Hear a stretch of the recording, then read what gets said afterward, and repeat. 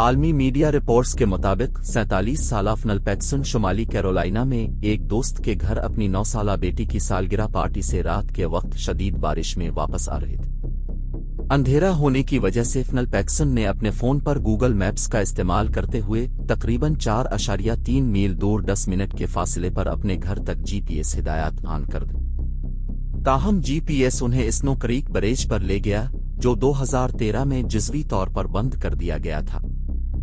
جیسے ہی وہ بریج پر آئے، پیکسن کی جیپ گلیڈی ایٹر سڑک سے 20 فٹ نیچے کھائی میں جا گری۔ شمالی کیرولینا کے سیکیورٹی حکام نے کہا کہ عام طور پر ڈرائیوروں کو بریج عبور کرنے سے روکنے کے لیے رکاوٹیں لگائی جاتی ہیں، لیکن کچھ دنوں سے مرمت اور توڑ پھوڑ کے کام کے بعد بریج سے رکاوٹیں ہٹا دی گئی تھیں۔